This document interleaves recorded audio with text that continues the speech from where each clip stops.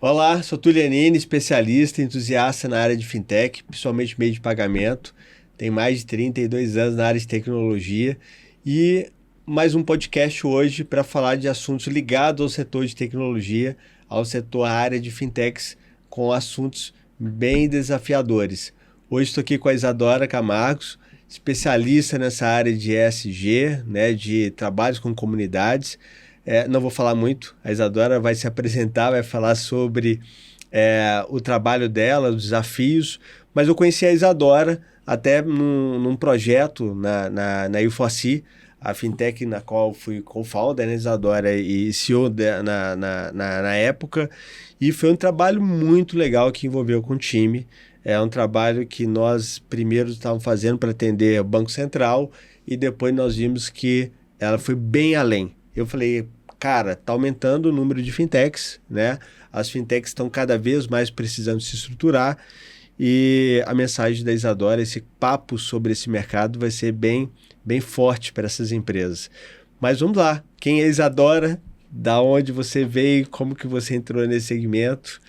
Fica à vontade, Isadora. Olá, Túlio. Obrigado pelo convite. Sim, o ESG chegou na minha vida como um presente bom que a vida me trouxe. Eu sou jornalista por formação. Há muito tempo trabalho na área de gestão socioambiental, gestão de comunidades, desenvolvimento de territórios. E nesse caminho todo fui chegando perto do ESG. ESG, para quem não sabe, é Environment, Social and Governance, né? Meio ambiente, social e governança, e são os requisitos internacionais usados para se avaliar uma empresa. E o ESG, se a gente pensar, ele tem uma estrutura muito cíclica, que está comum em qualquer um dos estándares que a gente escolher para medir. Que ele quer saber, você conhece os seus problemas? Você tem caminhos claros e publicados sobre quais são as formas de resolver os seus problemas? As pessoas, elas têm espaço para se manifestar sobre essas soluções que foram feitas e você tem uma melhoria constante desse processo? Em síntese, é isso que o ESG provoca às empresas, mas acaba sendo muito mais. E eu trabalhei numa empresa internacional que trabalhava exatamente nessa regulação, que foi na época que eu tive a alegria de trabalhar com vocês no U4C, de fazer a política ESG e dentro do contexto de cada empresa. E é interessante pensar, porque o ESG ele cabe para uma grande mineradora, e também cabia para a U4C.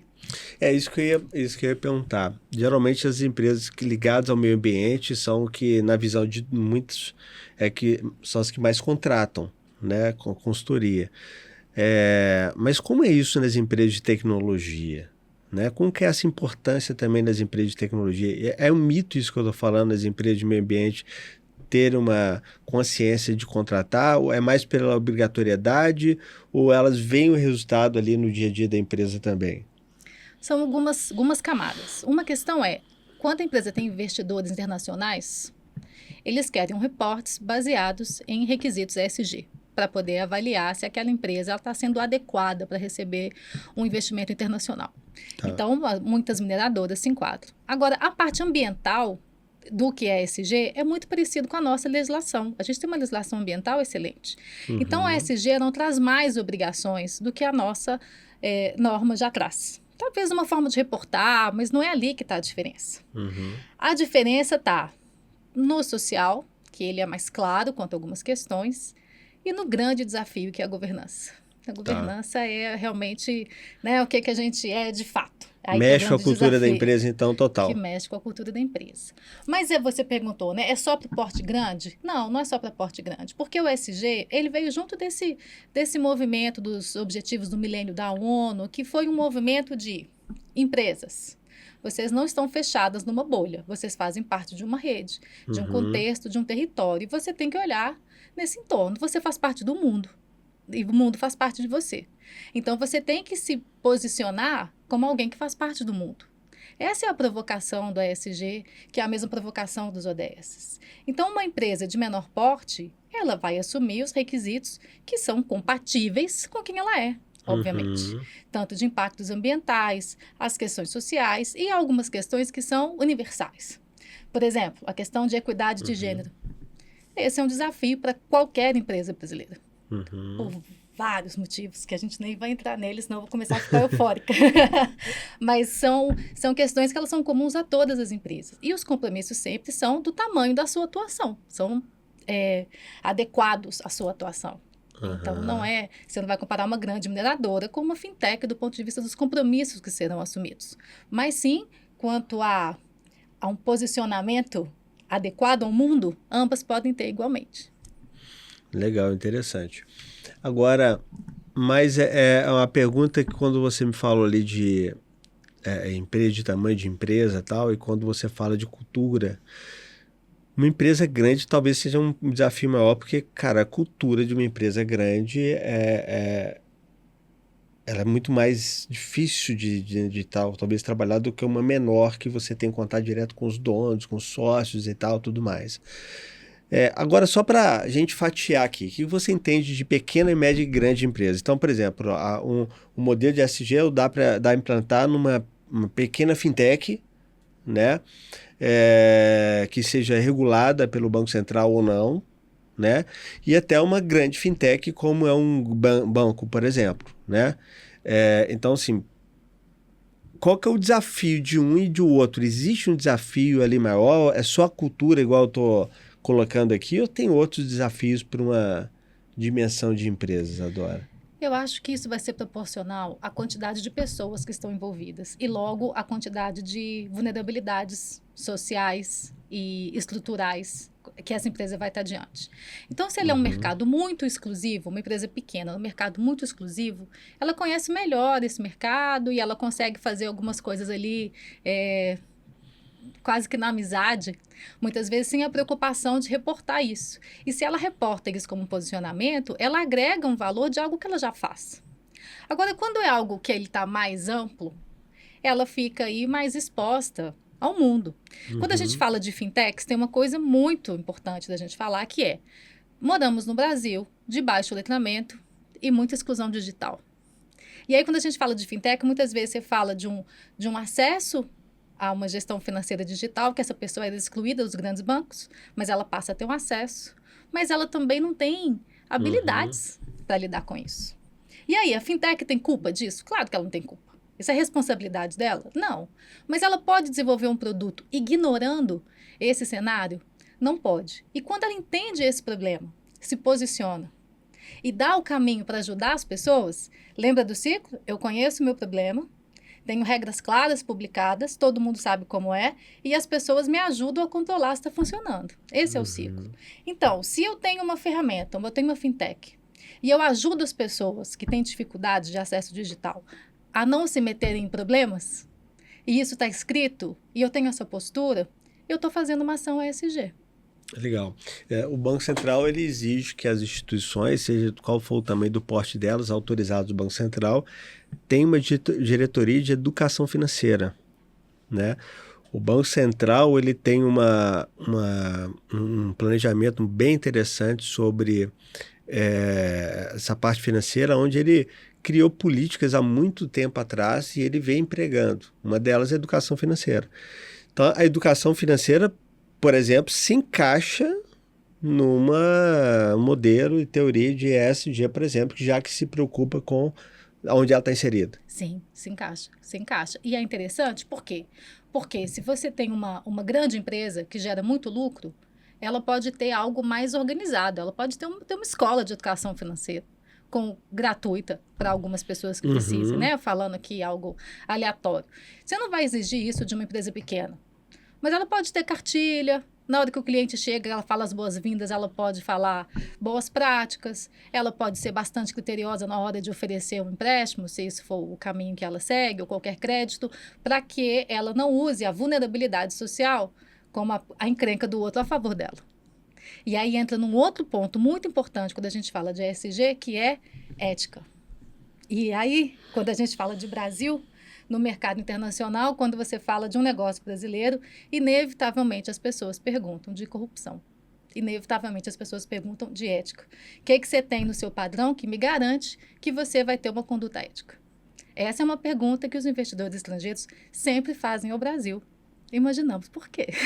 Não precisa ser muito criativo para entender por que você tem essa pergunta. Então, da mesma forma, se é uma mineradora, pergunta, tem barragem? Como é que está a questão da água? Quando é qualquer empresa, e especialmente se trabalha com dinheiro, vai perguntar de ética. Cara, interessante. Vamos lá para o ESG na prática, tá? Como que é a implantação, né? Como que é a implantação do ESG? Você tocou num outro ponto bem interessante aí, quando a gente vai falar sobre ética, né? Sobre comportamento, sobre hoje o Banco Central tem o PLDFT, são os programas de lavagem de dinheiro, combate ao terrorismo, tráfico e tudo mais, né? O Banco Central é muito, né? Nós tivemos uma reunião uma vez com o Banco Central, Isadora, e o Banco Central falou o seguinte: nós sabemos que a maioria das fintechs, da maioria das instituições financeiras que estão nascendo, não estão preparadas para o mercado. Então, o Banco Central também tem esse objetivo de educar. E se vocês seguirem isso que o Banco Central está trazendo, que vocês precisam, vocês vão ser uma empresa mais madura, uma empresa que vai ter mais tempo de vida, né, e tudo mais. Então, a parte do PLDFT é uma coisa que o Banco Central trabalha muito, né? Porque está ligada à ética, ligada a essa parte moral e tudo mais. E às vezes as empresas vão muito em cima das técnicas somente, né? Eu vou implantar um processo e técnica, mas não trata do cerne da questão, que por exemplo, as questões morais. Então vamos pegar o seguinte: dentro da empresa, o que é moralidade e ética para os funcionários? Eles entendem o que é isso, né? Então acho que se talvez não trabalhar essa parte no digamos assim, no todo da empresa, você vai implantar um processo que não vai ser seguido, né? E a prática de ESG vai muito em cima disso? Sim. A prática do ESG, ela não pode ser diferente do que a empresa é. As políticas, naturalmente, todas elas têm que ser melhores que as pessoas, porque elas são um caminho. Então, a política, as pessoas têm que olhar e falar: eu preciso caminhar mais um pouquinho para eu cumprir isso, tirar 100 de cima a baixo. Mas também não pode ser algo que pareça estranho às pessoas. Elas têm que se identificar, têm que ser convergente com os valores praticados, não aqueles escritos na parede, os efetivamente praticados. E tem uma coisa interessante, porque muitas vezes, falando do mercado de fintech, são empresas com um DNA mais jovem, com problemas diferentes de empresas antigas. Então, por exemplo, a questão do machismo estrutural. Ele é diferente numa empresa de tecnologia do que numa empresa de mineração. Como é que ele se manifesta nas empresas. E isso, dentro de uma empresa de tecnologia, muito dificilmente as pessoas vão dizer que nem entendem por que a questão de gênero é relevante. Porque na mineração isso acontece. As pessoas falam: qual o problema com as mulheres? Porque não consegue nem enxergar que existe ali um problema. Provavelmente, numa empresa de tecnologia, essa percepção mais atualizada de mundo, ela é mais presente. Assim como no DNA dessas empresas, a gente está falando de empresas que lidam melhor com questões como home office, como a distância. Então, a questão de custo de cidade para aquela empresa existir, ela também já é mais arejada quanto a isso. E isso tudo, a questão mesmo da transparência quanto a salários, que é outra coisa importante. As pessoas conseguem falar disso com mais naturalidade, e não como se fazia antigamente, que a pessoa entrava numa empresa, ficava ali 20 anos e o processo dela ficava escondido de todo mundo. Então, as empresas de tecnologia, elas já são mais atualizadas quanto a isso e mais convergentes quanto ao ESG. Então, o ESG muito provavelmente não vai causar nenhum susto e nenhum desconforto. Ele chega trazendo um caminho, uma direção, e que as pessoas falam: gostei. E é interessante, isso a gente viveu na U4C, foi muito legal, porque quando chega na parte para fora da empresa, do lado de fora, na comunidade, e vai se falar de educação financeira de comunidade, vai falar de inclusão digital, as pessoas ficam felizes. Eu trabalho numa empresa que se preocupa com o mundo. E isso, normalmente, você traz uma coesão entre as pessoas. Porque faz bem gostar do mundo. Olha, que bom, eu trabalho com isso. E a empresa sabe que lá fora as pessoas precisam de ajuda quanto a isso. E a gente está preocupado. E tem espaço para fazer. E isso é uma coisa que agrega valor interno e externo. As pessoas gostam disso. É obrigação? As pessoas vão entender isso como, mais trabalho, outra coisa. Não basta eu pensar aqui na segurança do programa, eu tenho que pensar se a pessoa que não sabe nem ler vai acessar. Não, normalmente a pessoa fica feliz que o trabalho dela tenha um olhar externo, né, para o outro. Isso é uma coisa que não é só para o umbigo ali. Que não é só para o umbigo. Exatamente. Então, o que eu observo, quando a gente tem um processo de construção de uma política ESG, e ela é construída, ela não vem pronta, você não vai lá no Google Push e fala, a partir de hoje, isso assim. Aqui vai ser... Não, a gente tem os critérios, tem os requisitos, e a gente vai ver o que daqueles requisitos são aplicáveis à realidade daquela empresa e faz uma reflexão. Como é que a gente pode ser melhor nesse assunto aqui? E constrói, faz um combinado e publica. Porque ESG é isso. Conheço o meu problema e publico as regras. Porque aí qualquer um pode me fiscalizar. É isso. Legal. E qualquer um não precisa ser um órgão, né? Não. Pode ser o cliente, pode ser um fornecedor, pode ser o próprio colaborador da empresa. Exatamente. Né? E aí todo mundo faz com que aquela ferramenta funcione sem precisar ter um órgão fiscalizador. Exatamente. Né? Agora, tem um órgão fiscalizador? Específico de ESG? Não. Você tem os conselhos de ética, de integridade aí, né? O próprio Banco Central tem a sua parte aí de integridade, mas não tem um específico de ESG. O ESG, ele te dá um caminho de reporte internacional de como é que a sua empresa funciona. Tá. Implantar, né? Embora eu presenciei ali na UFOC, a gente começou na época, se eu não me recordo bem, a gente pegou as lideranças, né, e depois foi envolvendo os times, a equipe, e fechamos com todo mundo da empresa, né, e ali confesso que me surpreendeu, né, igual você falou aqui, eu tive uma surpresa positiva, né, do feedback que as pessoas trouxeram dali do trabalho, né. E achei que foi mais leve do que eu imaginava. Pensei que ia ser uma coisa muito burocrática, uma coisa mais engessada, né?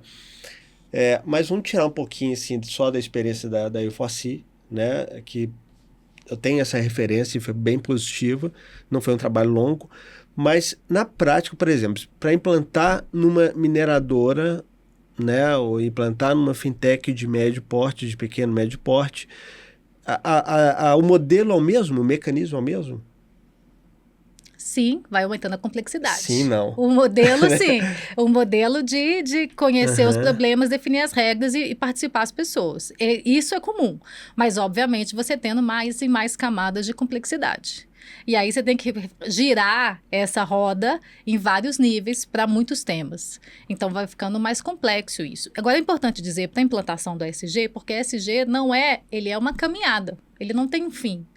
Tanto que para a mineração, o Brasil adotou, o IBRAM adotou o TSM, que ele era de origem canadense, fizeram uma adaptação para o Brasil. E a empresa tira A ou AA, ou seja, já está A. Mas eu posso sempre melhorar. E também, óbvio, pode dar B, C, D, né? Mas não tem um fim. Por isso que tem o A e o A aumentado. Porque não tem um fim, ele é um processo de melhoria contínua. E isso é importante. Então, a implantação de uma política ESG, seja numa fintech com 15 colaboradores, ela é um processo de melhoria contínua, olhando para dentro e como que o dentro comunica com fora. E isso, se é transparente, se isso efetivamente faz parte da empresa, as pessoas gostam de melhorar continuamente. Mas aí você tem que ter um grupo de trabalho, você tem que ter um espaço para que as pessoas se manifestem. Obviamente não pode ser uma política excludente, todos podem colaborar. E isso vai sendo construído, sempre num processo de melhoria contínua. O setor de RH é importante demais, então, para a implementação, né? Fundamental. Tá.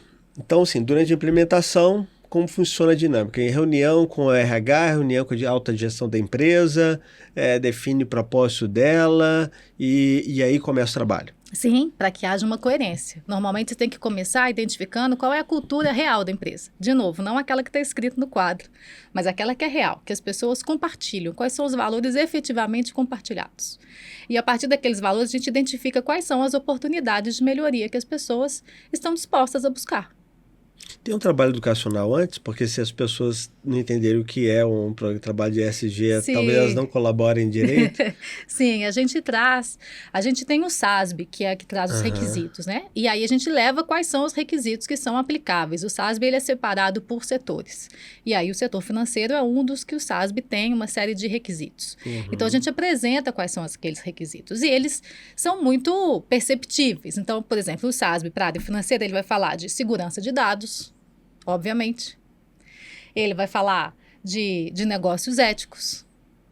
Ele não fica muito preocupado com a emissão de carbono, porque isso não é relevante. Mas ele está muito preocupado com a segurança de dados. Ele está muito preocupado com a ética dos dados. Não só que eles são seguros, como eles são tratados de forma ética. Então, a maior parte dos requisitos estão voltados para essa questão. E aí tem a parte da questão de pessoas, e por isso o RH é tão importante. Como que aquelas pessoas, e aí entra equidade de gênero, entra trabalho infantil, não especificamente para finanças, mas eu falava, gente, que trabalho infantil? Qual empresa vai contratar uma criança? Nenhuma empresa vai contratar uma criança, mas o trabalho infantil, ele é uma questão sistêmica no Brasil. E as empresas não podem fingir que não estão vendo. Tem educação financeira, né? Educação financeira também. Educação financeira também. Então, aí vem a parte social. Então, além dessa parte aí de segurança de dados, que é muito importante, vem a parte, então, da gestão de pessoas e dos impactos sociais e éticos que o negócio tem. É uma junção interessante. Eu pensando aqui com a gente conversando para trabalho de ESG, são empresas de tecnologia financeira para esse mercado novo e agora que invadiu o Brasil, que é o de mercado de jogos e apostas, né? Que trabalha muito com questões ali do que é ético, o que não é, o que é entretenimento, o que não é, responsabilidade social e tudo mais, né? Essas empresas despertaram para isso? Você já teve algum contato de empresas ligadas a jogos e apostas e tal, para trabalho de ESG? Olha, não, eu particularmente não. A gente vê que, inclusive, teve um movimento forte do governo para tentar moralizar isso, né? Porque a questão ficou assim, muito séria. E quando você vê um anúncio, simplesmente escreve para maiores de 18 anos, isso não é um cuidado social, né? Isso não basta. E os relatos que a gente tem, né? Estou falando aí de mídia, não tem nenhuma informação privilegiada, é exatamente o contrário, que as empresas, ou quem ganhou muito dinheiro com isso, foi quem ganhou muito dinheiro sabendo que o outro estava sendo muito prejudicado. Que existia, inclusive, a consciência que era o outro estar prejudicado, que gerava dinheiro a ele.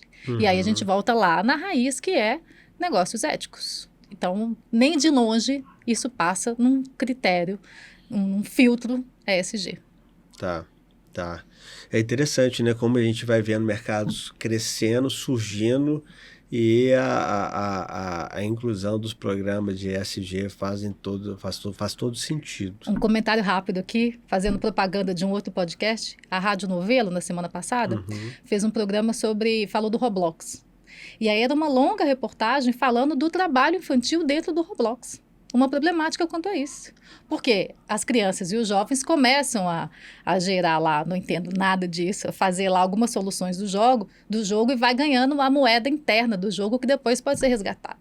E aí mostrando casos de crianças que começaram a gerar renda para a família fazendo isso. Nossa. E aí se descobriu ali, conseguiu classificar ou pelo menos se questionar se a gente está falando de um mercado de trabalho infantil. Cara, é muito complexa. É um mundo, ele está se transformando, surgindo novas tecnologias e as empresas que desenvolvem também, elas precisam ficar atentas, né? Participando disso o tempo inteiro. Isadora, qual desafio mexeu mais com você na implantação de ESG? Aquele desafio que, sim, cara, esse tocou meu coração, né?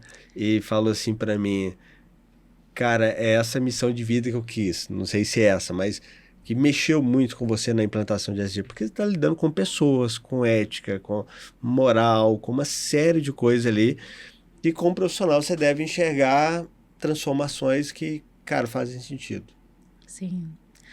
Bom, muitas coisas, Túlio, muitas coisas. São muitos anos, felizmente, nessa estrada aí, e lidando com pessoas reais, digamos assim, né? Com gente de verdade.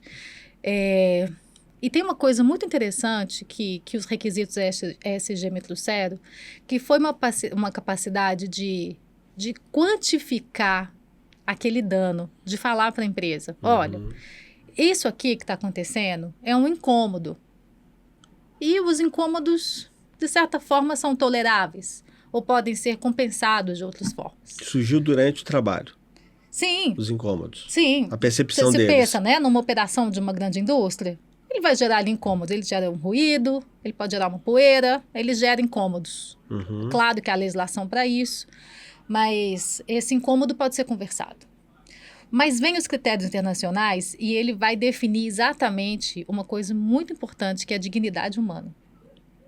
E quando você chega para a pessoa e fala assim, mas nesse ponto aqui, você reduziu a dignidade humana dessa família. Isso é muito forte. Isso é muito forte. E estou falando de um contexto que eu entrei numa casa e estava uma mãe com o olho cheio d'água. No caso específico, era o trajeto do caminhão passava muito perto da casa dela. Muito perto. E caminhões muito grandes, numa pirambeira. E ela tinha medo de um caminhão daquele entrar na casa dela, era um bebê. E, além disso, o ruído, o barulho eram insuportáveis. E ela estava num estado de pânico que ela teve a sua dignidade humana reduzida. Uhum. Então, não era um assunto de vamos conversar. Era um assunto de tira dali agora. Se você não vai tirar os caminhões, coloca ela em outra casa agora. Porque isso é dignidade humana. E isso é muito forte. Isso é o que me alimenta, né? O que me movimenta, é o que me faz querer trabalhar todo dia. E a gente tem muitas coisas assim nesse país, né? E esse é um fiel da balança muito importante. Você está mexendo na dignidade humana. Se uma pessoa ficou muito endividada e você, de certa forma, incentivou esse endividamento, você está falando da dignidade humana dela. E isso não é tolerável. Você tocou num ponto de dignidade humana, tem também a questão do assédio, né? Que também nesse trabalho pode ser identificado e o assédio ele pode vir dentro da empresa de diversas formas, né? E as pessoas ficam acuadas dentro do ambiente de medo, não tem onde falar, né? Cara, eu imagino que você já deve ter passado por situações onde o RH não tem voz, o trabalho identificou e a empresa querer colocar panos quentes. Pode acontecer isso em alguns momentos ou não? Sim, sim. E, de novo, a política ESG também ajuda muito a isso. A falar de equidade de gênero e de ter que ter canais de ouvidoria sérios para poder tratar. Porque o nosso problema é que os canais de ouvidoria, muitas vezes, num ambiente, nesse caso, de assédio sexual especialmente, mesmo o moral, muitas vezes, mas muitas vezes dos homens contra as mulheres, ele tem uma tendência do deixa disso. Não, para que isso? É exagero. Não, você está nervosa.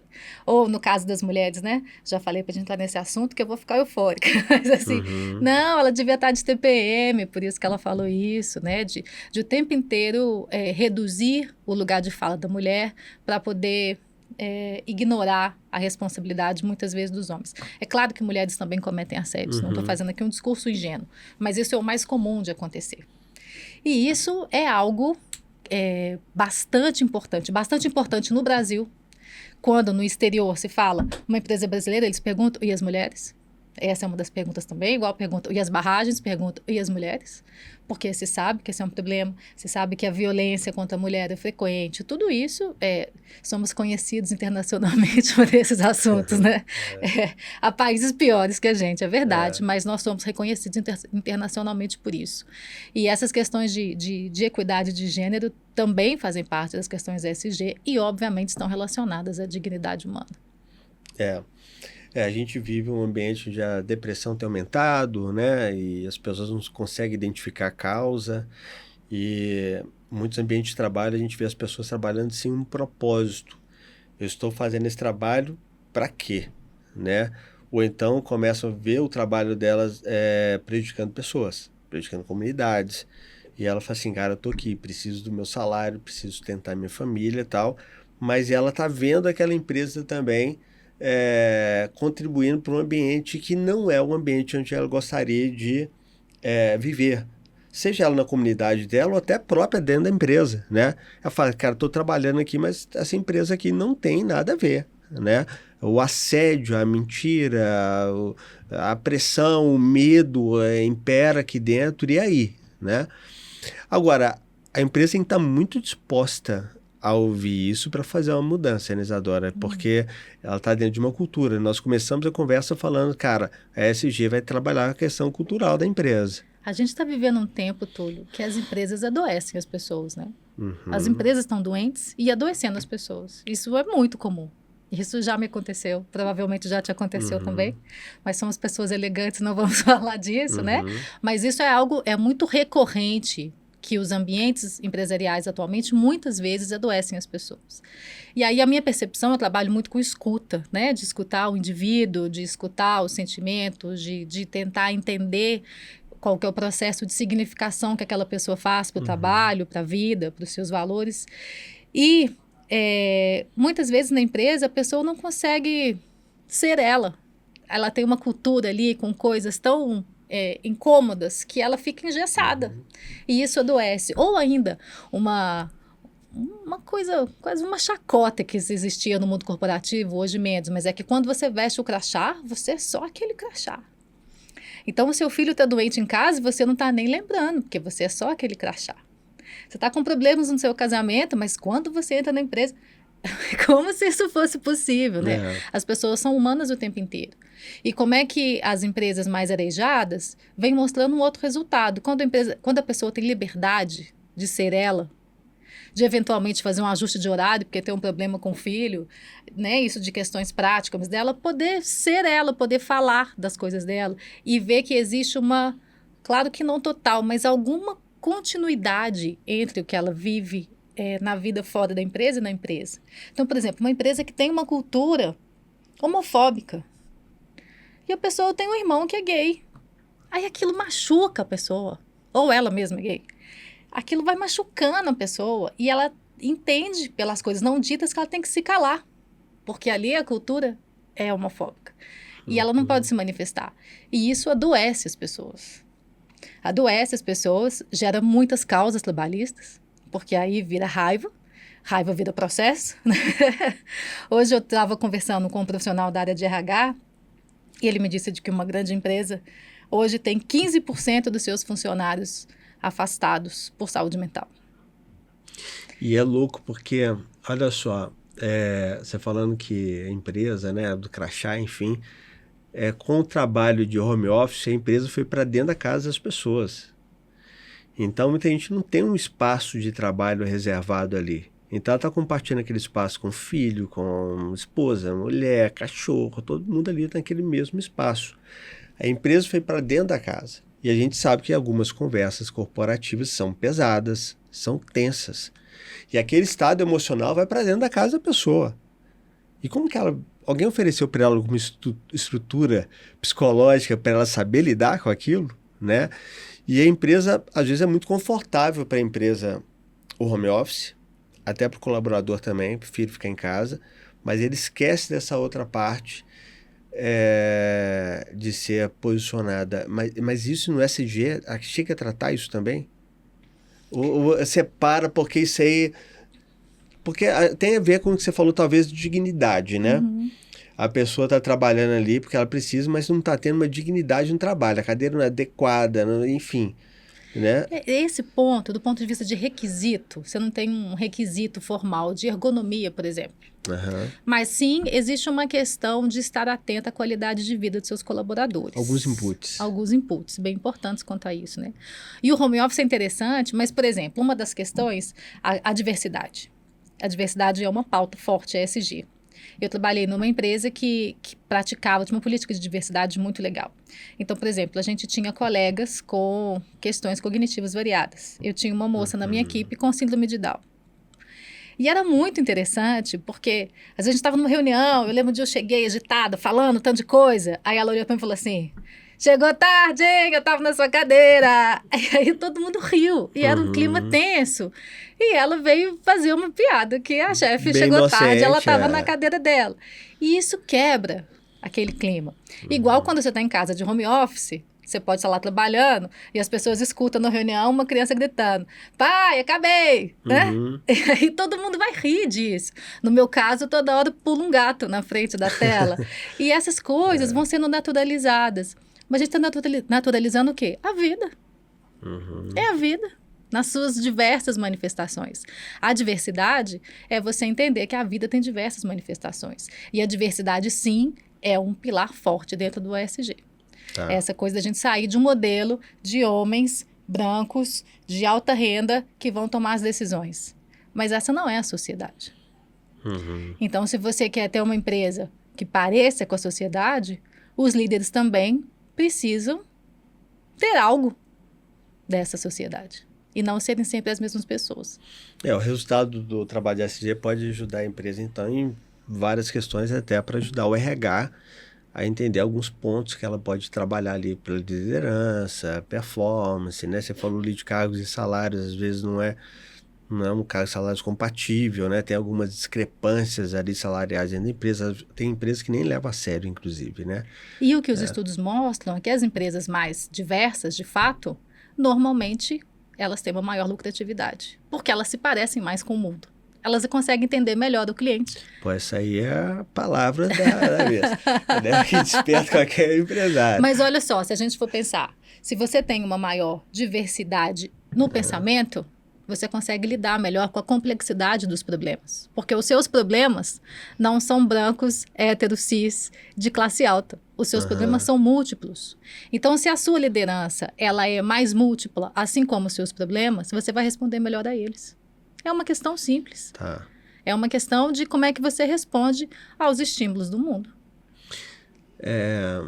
E assim, pegando mais a ponto ainda de diversidade, hoje as empresas estão adotando pessoas, inclusive, mais maduras dentro da empresa. Estão sentindo que está precisando de uma geração que se complementa dentro do ambiente. E não ser uma geração só dos millennials e por aí vai, né? Essa diversidade, eu acho que ela vem construindo alguns ambientes, né, nas empresas, assim, mais equilibrados. É o que eu percebo, tá? Eu percebo muito isso. Uma empresa muito jovem, né? Você traz duas ou três forças ali de mais experiência, de mais maturidade, você traz uma visão bem diferente para a organização, né? Essa diversidade, Isadora, talvez fuja um pouquinho da ESG ali, mas como você está muito ligado ao tema também, né? Você tem observado ela também ser crescente, esse movimento, por causa do home office, que trouxe uma dificuldade das pessoas entenderem o que é ambiente de trabalho, né? Da liberdade demais, posso fazer tudo, meu horário é meu, né? Eu estou na minha casa, trabalho a hora que eu quiser, enfim, né? Você vê isso acontecendo ou não? Talvez eu que tenha observado em algumas empresas, algumas fintechs, eu tenho observado muito isso em fintech. Tá? Túlio, eu acho que a gente está tentando. A gente teve uma ruptura de comportamentos muito grandes. Se você pega um profissional hoje de 50 anos e um profissional de 20, há muita ruptura entre os dois sobre o que é trabalhar. E sobre o que é o mundo também, sobre né? o que é o mundo. Mas o que é trabalhar? Uma pessoa de 50 anos dificilmente vai enfiar a cara no trabalho e vai ficar assim porque ela sabe que pega mal, ou ela acha que pega mal. O de 20 anos é absolutamente natural que aquilo seja uma extensão do corpo dele. Não parece que ele está fazendo outra coisa, porque ele existe com aquela tela, faz parte da existência dele.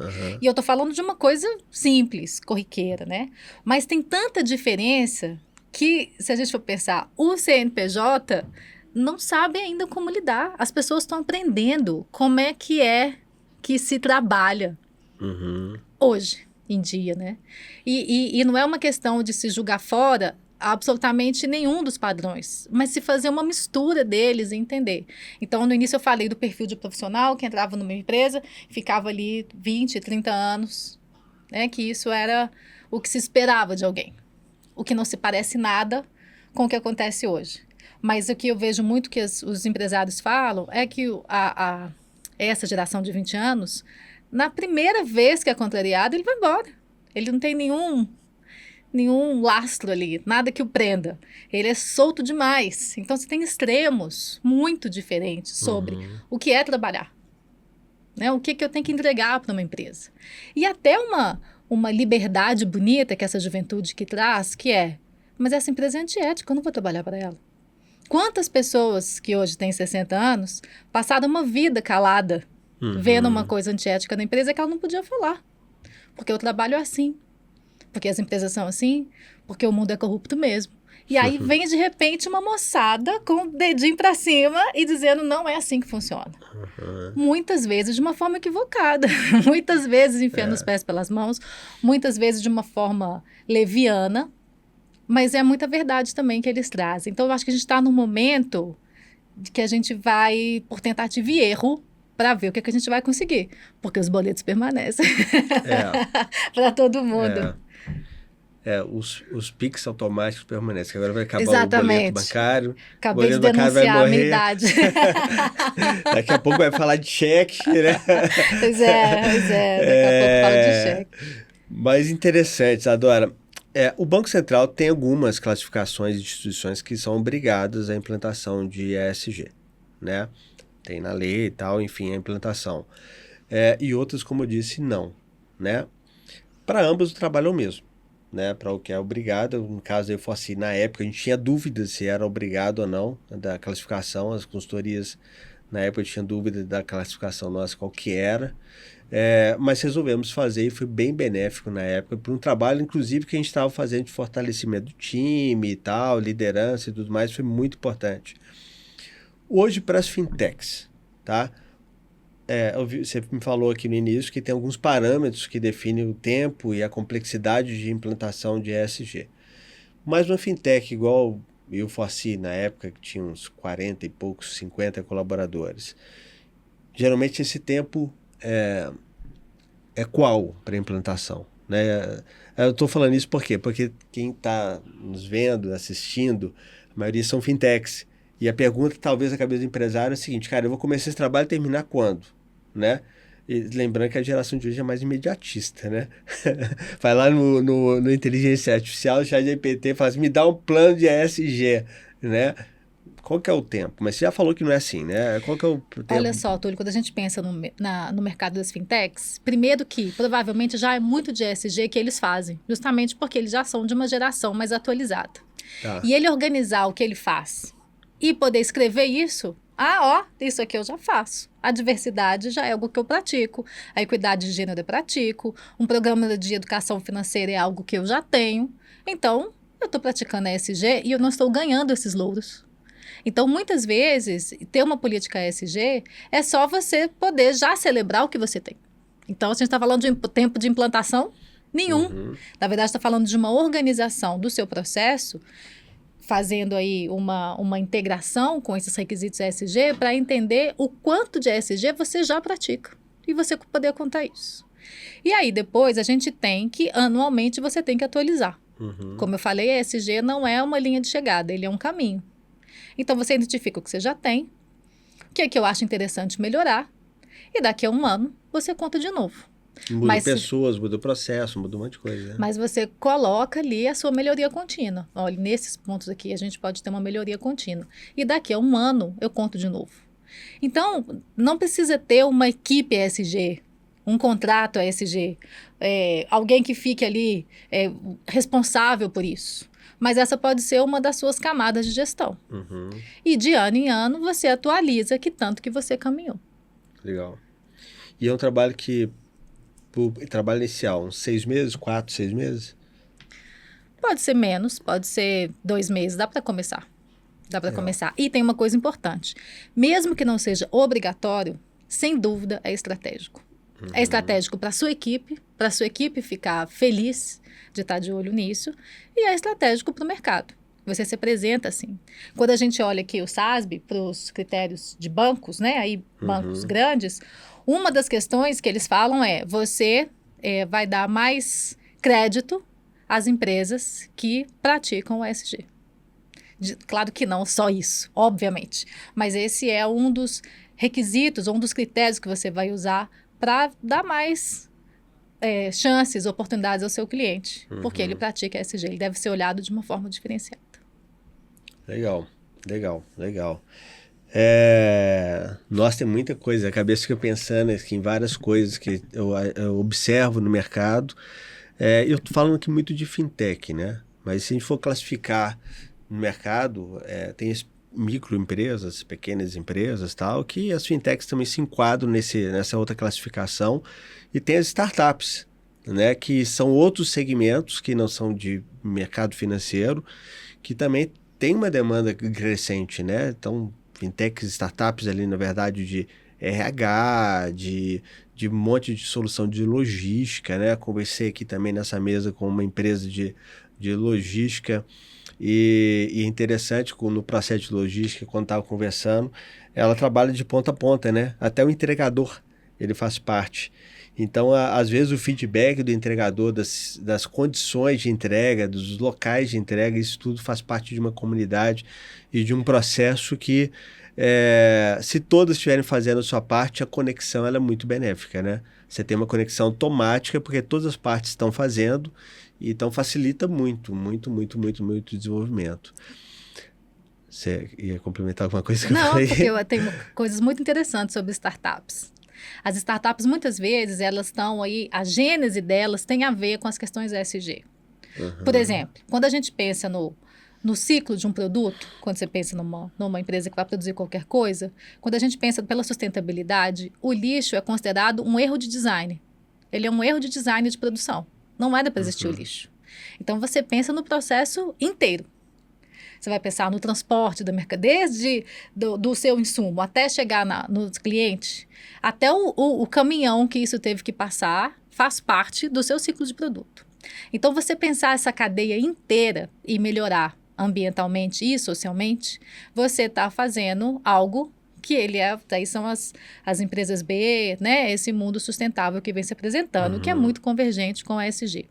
E muitas startups estão relacionadas a isso. São peças nesse processo, que vai ali dar um zoom e tem uma solução para alguma coisa relacionada à emissão de carbono, relacionada à pesquisa, relacionada à gestão de pessoas. Segurança. Então, muitas vezes, a origem da startup é algo que está relacionado a um requisito ESG ou de sustentabilidade. A pergunta-chave para todas as startups é qual problema você está resolvendo. Exatamente. Né? E aí ela vai na comunidade e fala assim, estou resolvendo esse problema aqui de poluição, estou resolvendo esse problema de logística, estou resolvendo esse problema de locomoção, estou problema financeiro, né? De a educação, a acessibilidade, cara, é muita coisa. Então, realmente tem razão. Acho que se encaixa naturalmente no perfil das startups ali. Mas elas conhecerem isso ajuda a agregar valor ao trabalho dela. Normalmente elas conhecem que esses meninos de bobo não tem nada. Mas, aqui, ó, eu estou trabalhando, isso tem a ver com tal requisito, isso tem a ver com tal ODS da ONU, né? Eu estou atuando nesse tema, que ele é importante para o mundo. E profissionais para atuar nessa área de serviços de ESG, Isadora, tem bastante profissional qualificado, talvez as empresas não estejam fazendo mais porque também não estão encontrando uma oferta adequada de profissionais que se encaixam no perfil dela, né? Igual eu falei, cara, uma fintech, uma startup, ela tem um perfil, né? Será que vai encaixar o meu modelo, né?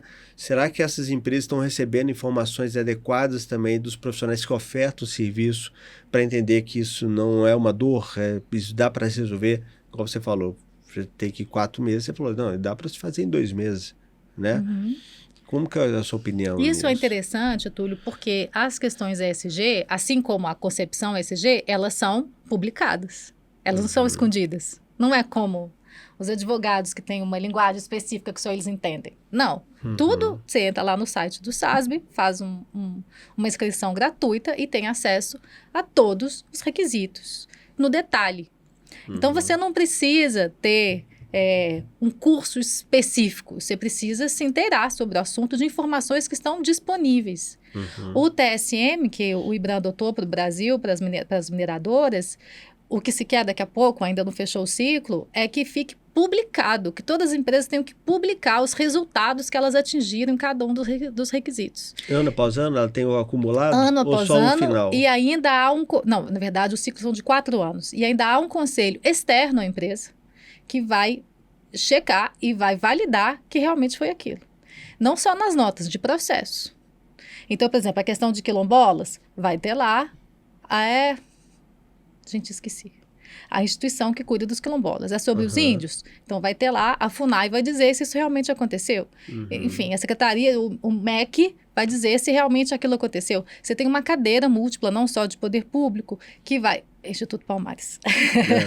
Que vai validar as informações que você vai publicar. Então, o movimento de ESG, ele é publicizado. Então, os requisitos são publicizados.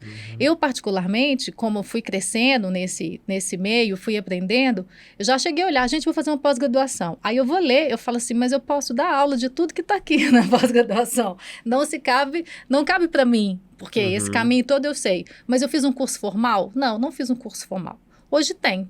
Então, hoje, quem é mais jovem tem os cursos formais. Mas o ESG, isso faz parte dele, está tudo publicizado. Tem que estudar? Tem. Mas não necessariamente uma educação formal. Você não precisa fazer um curso de ESG. Entendi. Não vale também inteligência artificial para ficar dando um monte de palpite que também não faz sentido, né? Pois é. Tem que ter cuidado. Isadora, um recado, talvez final para os empresários do setor ali de startup, fintechs, em relação a ESG, sobre vantagens e tal. E emendando, aproveitando. Como que é o seu trabalho, como que as pessoas podem encontrar a Isadora, enfim, benefícios gerais, a palavra é com você e nessa reta final da nossa conversa. Ok. Bom, Túlio, o ESG, ele está muito relacionado a um processo de escuta, assim, de você se permitir se ver pelos olhos do outro. Então, um empresário que vai começar, ele pode até ficar com receio no começo de como é que ele vai ser avaliado. Ele não, a empresa dele, né? Ou aquela cultura efetivamente praticada. E o que eu tenho a dizer é, não tenha medo. Não tenha medo do espelho. Não tenha medo do espelho. E não tenha medo de melhorar. Porque o próprio processo diz, ninguém está pronto, é um caminho. Então, encontrar as suas vulnerabilidades é o caminho para você ser melhor. E descer desse pedestal, e de novo, a gente está falando de manifestações humanas, e humanamente a gente está sempre melhorando. Então, descer do pedestal de a minha empresa é perfeita, aqui não existe assédio, aqui não existe machismo, sai desse lugar. Permita que a humanidade fale e permita caminhar. É um processo... pode ser difícil no começo, mas ele é muito bonito e ele reduz a doença da empresa e ele ajuda que as pessoas se somem, que é o que uma empresa tem que querer sempre, que as pessoas se somem por todos os propósitos, inclusive aumentar o lucro, mas esse é só um dos outros propósitos. Hoje o meu trabalho ele é muito com escuta. A gente tem ferramentas específicas para essa escuta, para que ela não se perca, porque profissionais de relacionamento muitas vezes ainda estão nos caderninhos. Então, a gente tem ferramentas para que esse processo seja melhor conduzido. Dá para ser online, híbrido? Dá para ser online e offline, e principalmente ele já fica integrado com seus outros sistemas de gestão, com matriz de stakeholder, com os dashboards, com os temas críticos. Então, se acontece uma interação, aquilo ali já tem um formulário pensado para isso. E tem uma coisa importante, porque uma interação ela é feita na humanidade, nas emoções. Mas o processo das empresas tem que ser frio. A tomada de decisão tem que ser fria. Então, quando a gente consegue colocar isso no ferramental, você consegue andar no fluxo, num tempo mais adequado, tanto para quem demanda quanto para quem responde. Então, hoje, esse é o foco do trabalho, melhorar o fluxo de informação e de interação dentro das empresas, para que as decisões sejam tomadas de uma forma mais consciente e mais adequada. Legal. E como encontrar a Isadora? Na Sensata.com, @Sensata.com, lá estamos. Legal. Isadora, muito obrigado pela contribuição, né? É uma conversa que puxa outros assuntos o tempo inteiro, né? Diversidade, depressão, modelo de trabalho híbrido e tal. e acaba brotando diversos assuntos, né? Eu acho importante focar ali, o empresário focar no que no trabalho específico, né, do ESG, mas aproveitar ele, até pela experiência nossa também lá na época da EUFOSI, aproveitar ele para deixar inclusive as pessoas comandarem o processo, né? De não ter uma liderança impositiva, mas de comandar o processo. Mas obrigado pela contribuição, né? E vamos para as novas edições, e quem quiser encontrar a Isadora, pode mandar um e-mail, que eu também faço a ponte de contato entre as partes ali. Obrigado, Isadora. Valeu. Eu que agradeço. Obrigado. Obrigada.